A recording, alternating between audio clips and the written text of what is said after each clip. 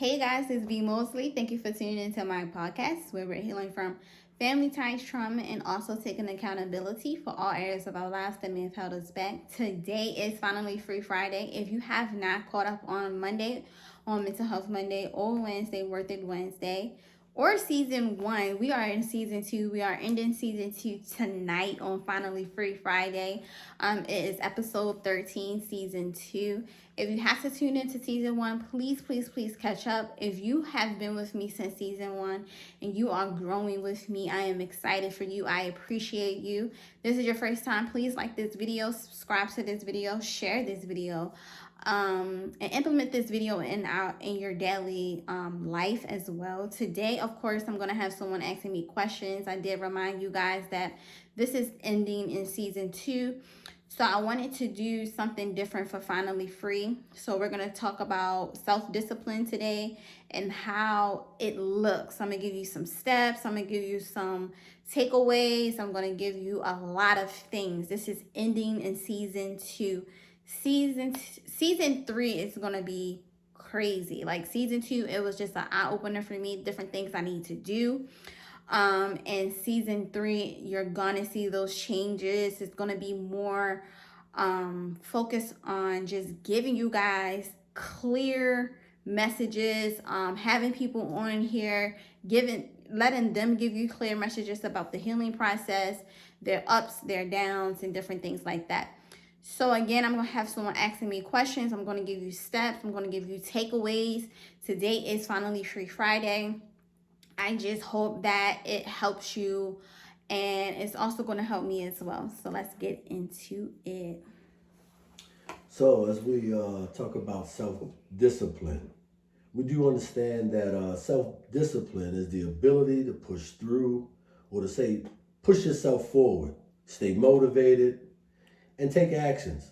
Regardless of how you feel physically or emotionally, motivation and willpower can also contribute to it, as do persistency and the ability to follow through with your intentions, with good intentions, and of course, hard work. So it is Friday. Right. Self-discipline is the topic. And tell me, how did you first come to the thought of you needing self-discipline, and what was your first step? So I know I needed self-discipline for myself because I wanted to do a lot of things. So I had to plan a lot of things. I had to set out a lot of things, and I had to be disciplined in completing those things. You understand what I'm saying? So, and I also had to figure out where was I going to be in the self-discipline for me. You understand what I'm saying? So you have to, like I always say, step outside of yourself, because your old self is not going to mix with your new self. It's going to be like oil and vinegar. You understand what I'm saying? How you mix those two, and the oil is just like separating from the vinegar, and it's doing a lot of things. You understand what I'm saying? The scientific way, we know how that works, right? So the old me was oil, right? Like it was just always slipping away from me. The self-discipline was always slipping away. And the new was just like, the analogy that I'm trying to say with the vinegar was new because it was so strong. You know how the vinegar smell has this strong smell. It was just strong, and it was just ready to just come in there. You understand what I'm saying? It's so strong. It's like the self-discipline is like, I'm here, I'm ready. What we gonna do? Are you gonna stand me? Are we gonna go eat? Or are you wanna keep slipping away from yourself? You wanna be oily all the time? I mean, we're not ashy when we're oily, but do you really want to keep slipping? Do you really want to keep falling and not getting back up and implementing that self-discipline? Do you really want to do that? Or do you want to stand the vinegar, right? Stand the vinegar, clean yourself off of your forever cycles, falling into temptation, falling into bad habits again, falling into I'm not progressing, falling into I'm here, I'm ready, I smell strong, what's up? And that was implementing, the self-discipline for me, because I'm like, don't want to, okay, that's not working for me.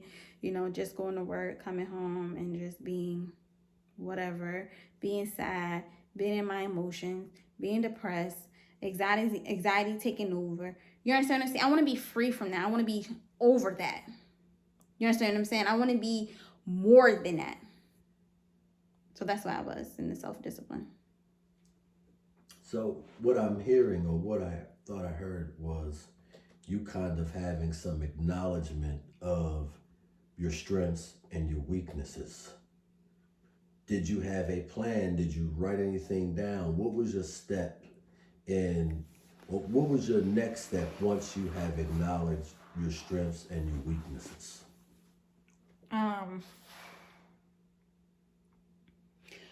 So we're going to talk about the habits of self-discipline, right? Mm-hmm. The things that I needed to do to have that. You understand what step? So we're going to start talking about step one. So doing research about self-discipline, of course, I saw some things, we researched some things, and the first step to self-discipline, you have to count down for yourself. You have to take action. And that was me, right? It was like numbers 1 through 10. So it was always 1, 2, 3, 4, 5, 6, 7, 8, 9, 10. That was for me. You understand what I'm saying? Because I always trying to prolong the self-discipline for me. And I was always prolonging because I'm like, can I really do this? Can I really take off, right? After 10, can I really run off and do this? And the answer is yes, you guys. You need to count down, count up, whatever, however do you 10, 9, 8, 7, 6, 5, 4, 3, 2, 1. Or 1, 2, 3, 4, 5, 6, 7, 8, 9, 10. However, you need to count to that runoff. You understand what I'm saying? You need to run off. And once that self-discipline is inside of you, once you realize that's inside of you, you need to take that little bit, even if it's a little bit, you need to take that and just run off with a little bit. You understand what I'm saying? We also know that your faith without works is dead. You have to have faith in yourself. You have to know that I got this, even if it's just a little bit. This tiny little piece inside of you is like, whatever. It's going to grow when you're running. It's going to grow. Your reward is going to get bigger. Just think of you being in a track meet, right? When you're running, you're out of breath. But if you win, you're getting medals. You're getting recognized. People are cheering you on in that running phase. But at the end, rewards all around. You understand what I'm saying? And that was for me. I had to keep running this marathon over and over again. And my reward was this podcast. My reward was seeing me, I can go places. My reward was saying to me, like, I can be more. That was the reward for me. And step 2 in self-discipline for me was the goals that I had for myself, the goals that I wanted to achieve. I don't know if you guys follow me on Instagram, on my personal Instagram, but on We're Healing From That, I do my 9 things every Wednesday, right? So for my 9 things, I am talking about, I talk about Post-its, right? At work, I have Post-its and things like that, and, different things that I need to do during the day. But I purchased a goal board. So ASAP, you need to do this. By this date, you need to do this. By next year, we're going to be this. You need to see your goals in front of you every single day. I don't care if you live by yourself and your goals is on sticky notes, walking down the steps. You need to see your goals on your headboard, in the bathroom, on your shower curtain, on your shower head, on the TV that you're sitting there wasting your time watching. It's not helping you grow. You understand what I'm saying? in the refrigerator when you wake up in the morning and you grabbing a bottle of water. Today, you need to call this person. Today or by next week, you need to have this out. You need to see your goals where you are sick of seeing your goals. You understand what I'm saying? You need to be able to be like, okay, I got this. Like, okay, if I do this goal, I can take this out the fridge. If I do this goal, I can take it off my headboard. If I do this, I can take it off my pillow. Or I can take it off the back of my phone. We walk around with goals in the back of our phone too. You need to be in this crazy state of mind that I'm going to achieve these goals. Right. Step 3. You need to know your why. Why you started. What is it going to look like when you finish? If you don't know your why, you're going to keep running ragged. You understand what I'm saying? If you don't know your why, you're going to be in this place where, can I really do this? I had to know my why. My why was I want to heal. 1, I need to break these generational curses. 2, I don't want to be like my old self. 3, and I need to be able to see the future me. See my future family, see my future, the generations that's all behind me that's growing up. How would they look with nothing? How can I say this? When you're breaking generational curses, right? The generation that is behind you or in front of you, if they're babies now or, babies in front of you, will those attacks that you're dealing with right now be on them? You understand what I'm saying? Know your why. Stick to your why. Remind yourself of your why. Even like I said, even if you have to write down your why and see it every day until you're sick, do that. Along with your goals, right? 4, set those goals small. You understand what I'm saying? We can have a big business, right? But you cannot do 5, you cannot put, how can I say this? You want your business to be able to be in a commercial, right? I would love for my podcast to be on WJZ, CBS, and everything. But the smaller goals is starting talking to you guys. Starting getting people on here. Start buying products that will help my podcast to grow. Those are smaller goals. Writing for the podcast. You see what I'm saying? Small goals to bigger things. You cannot be like, oh, I need a commercial for my business, or I need a commercial for my mentorship. You don't even have the business plan, my guy, my dear, my sis, my bro. You have to set realistic goals to start, and start small and then work your way up to bigger. You understand what I'm saying? Number 5, prioritize. You need to practice prioritizing yourself. Have your self-care in that discipline. Having the ability to prioritize what's important to you. So what's important to me is healing. So what's important to me is talking to you, letting you know what I'm doing, how this healing looks. That's what's important to me. Healing. That's a priority. That's a priority to me. You understand what I'm saying? And then secondly, another priority to me is knowing that I am worth, and knowing that I'm going to be free from whatever. That is just, you understand what I'm saying? That is just prioritizing me. Prioritize what's important to you. When you get off at your 9 to 5, however your schedule works, after work, you're attacking your goals. You are prioritizing what's important. Number 6, know your weaknesses. So I'm ready to get into the weaknesses that I have. My weaknesses is food, right? If I get in this mood, I'm eating crazy. Or I want attention. Is it healthy attention? No. Will that attention benefit me? No.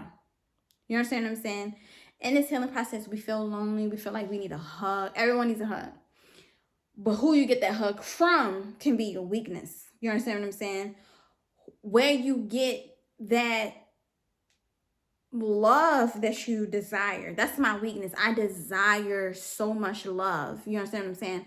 And I feel like I'm in so much pain and I'm healing so much trauma that uh that can be a weakness for me. And I'm eating and indulging in things that does not benefit me at all. You hear what I'm saying? Finally, number 7. So number 7 is very important to me because I need number 7 to the utmost.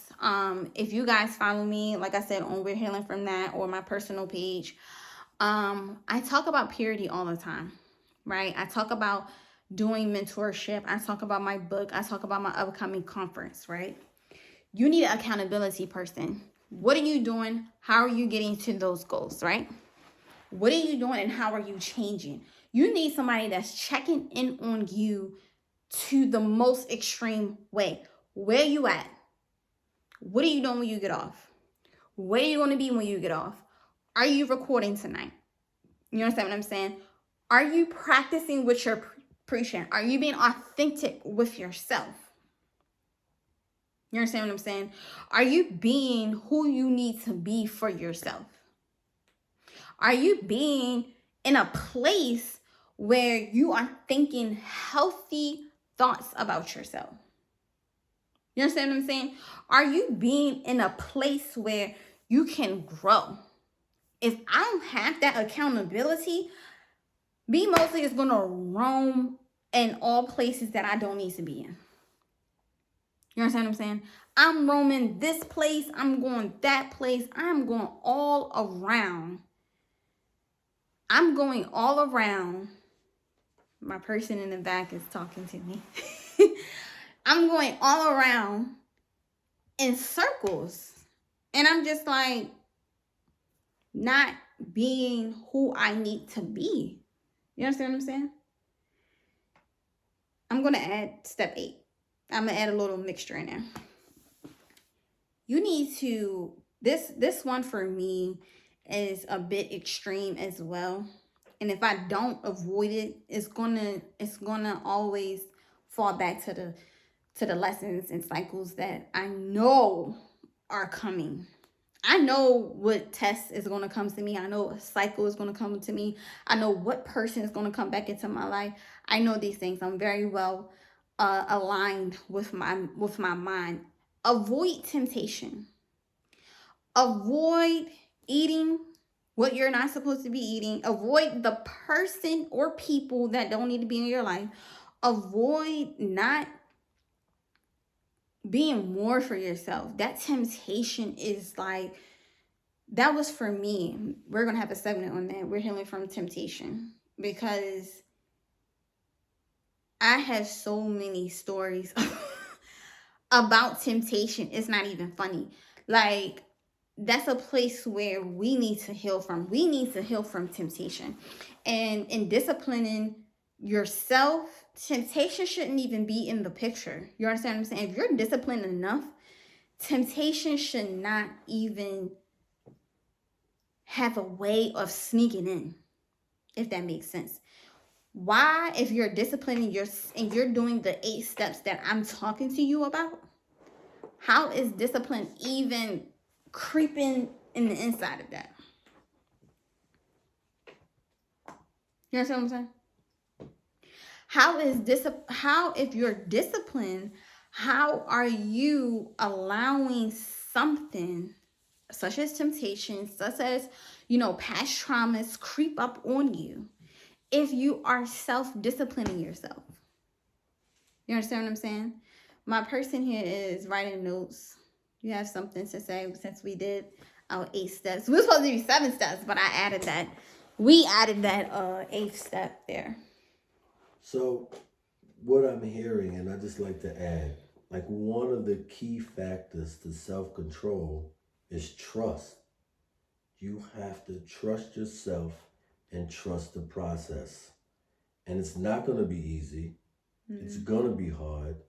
And if you can manage your emotions and deal with the emotional toughness, all of the unnecessary or all of the tough work will eventually subside. So I would just suggest that go through it, go learn the hard lessons, push through, like never give up. Trust the process because it's not gonna be pretty. And anything that's worth having is not going to be easy. It has to be hard in order for you to really truly appreciate what you deserve. To piggyback on what you said, so being being in tune with your emotions, right? That's like the number one thing. And trusting yourself and being in tune with your emotion and control your emotions. It's something that I'm still working on. You understand what I'm saying? Some people have to remind me, yo, you don't have to go in like that. You don't have to react that way. You don't have to say everything that comes to your mind. So when you're in the trusting phase, like he said, you are knowing that the process is so ugly. Like, am I really going through this right now? You understand what I'm saying? Like, am I really have to heal from this right now? Do I really have to break this so someone else don't have to suffer from this right now? You understand what I'm saying? Do I really have to break myself in pieces right now? You understand what I'm saying? And then I gotta be emotionally intelligent, and then I gotta be keep my emotions intact when people are questioning my process. Because it's also gonna be, you have to be disciplined within yourself when you're not, when people are questioning you. You understand what I'm saying? Your friends are going to be looking at you like, is she serious or is he serious, and things like that. And then they're going to start questioning, like, your family going to be like, well, who are you talking about? You understand what I'm saying? Why are you separating yourself? Or, in a healthy separation as well. Don't be just cutting people off because I'm healing. I don't need nobody. You understand what I'm saying? Be smart in your separation. But you have to be aware of your feelings. You have to be aware of your process. You got to be aware of who you are, where you want to go. And you have to be intact. You have to be in a place where you are together while you're breaking different things. You understand what I'm saying? So I think it was Mental Health Monday, we talked about my first time holding the little girl, right? Like, I was just laying it and I was just imagining the younger self in me. That was breaking myself. And I still had to be emotionally together in a sense. And hugging her and really seeing her, because I remember how I looked, of course, when I was little. But when I was holding her and she was crying, I was crying. I had to be smart about that progress. I had to be smart about knowing that this crap is hard. But the discipline that I implemented is like, keep going. She's heartbroken, but she understands that the person that you are right now have to keep going. When you're breaking something, they know that I appreciate you. I'm sorry that we went through that, but just go. You understand what I'm saying? Come back to me. We can still talk. We can still do this, but go. Keep pushing. You cannot be in your trauma places. You hear what I'm saying? You cannot be in your places where what broke you. That's not realistic. You hear what I'm saying? You're not being in a place where I'm broken. I don't know where I'm going to go. I don't know where I'm going to be. You have to keep pushing, keep implementing that self-discipline. Take the notes with the 8 steps that I talked about in the self-discipline. Keeping on your healing journey. You hear what I'm saying? Know that you are worth the healing. You can be finally free from that healing. You can be emotionally and mentally intact during your healing process. You are important. You understand what I'm saying? You are able to implement this discipline, move in this discipline. You hear what I'm saying? And I appreciate you guys. I hope that this episode was an eye-opener for you. I hope that you continue on this healing journey with me. I will see you in season 3. season 3. I have so much in store for you guys. I'm super excited. You're going to see new things in my podcast, and just tune in on season 1 and 2. I did enjoy this. This is the last episode for season 2. I hope to see you in the next season 3. Mwah.